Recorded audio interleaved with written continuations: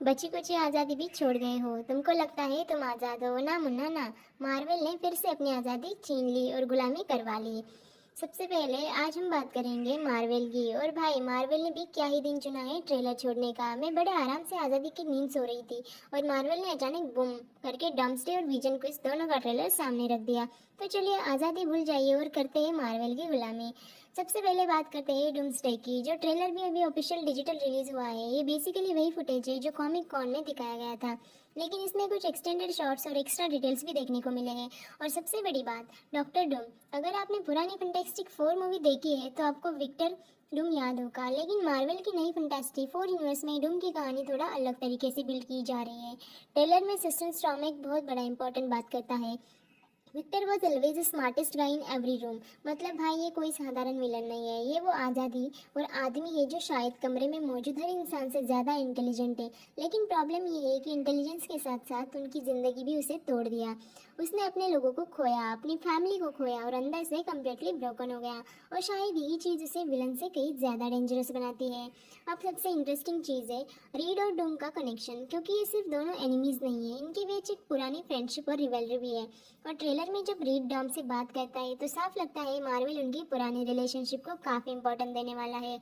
और ऑनेस्टली ये बहुत इंटरेस्टिंग होने वाला है, क्योंकि जब आपके दोस्त ही आपका सबसे बड़ा एनिमी बन जाए तो लड़ाई सिर्फ पावर्स की नहीं रहती, वो पर्सनल हो जाती है।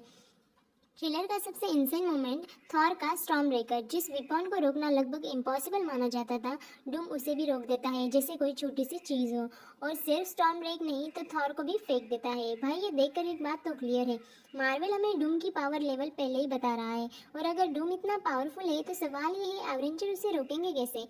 ट्रेलर में डूम को अपने पावर्स के सेंटिनल को जमीन से बाहर निकालते हुए देखा जाता है। और यही से एक्समैन कनेक्शन और ज़्यादा इंटरेस्टिंग हो जाता है, क्योंकि सेंटिनल्स का काम ही म्यूटेंट्स और हंट करना है। तो क्या डूम इनका इस्तेमाल एक्समैन के खिलाफ करने वाला है?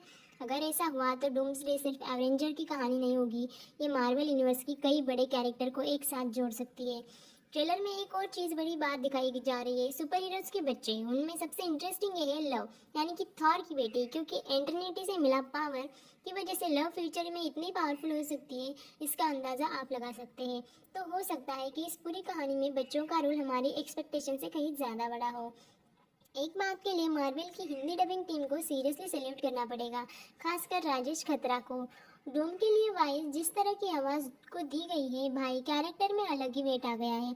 डूम को देखकर एक चीज़ तो समझ आ रही है, मार्वल इस बार विलन को सिर्फ विलन नहीं बनाता, उसे पूरी कहानी का सेंटर बनाना चाहता है। और यही चीज़ मुझे सबसे ज़्यादा एक्साइटिंग लगती है।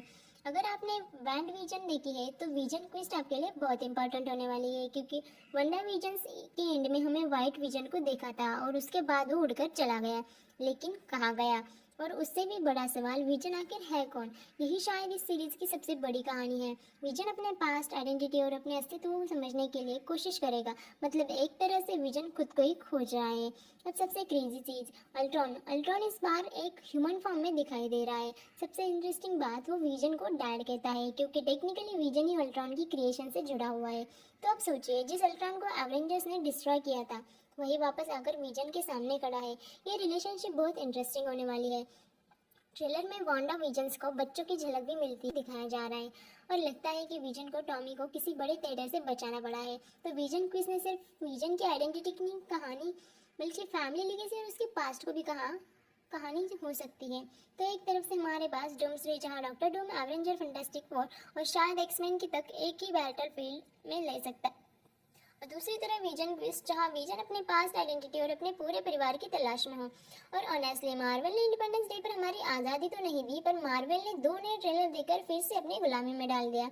अब सवाल आपके पास है, डूम्सडे या विजन क्विस्ट, किसका ट्रेलर आपको ज़्यादा एक्साइटिंग लगा?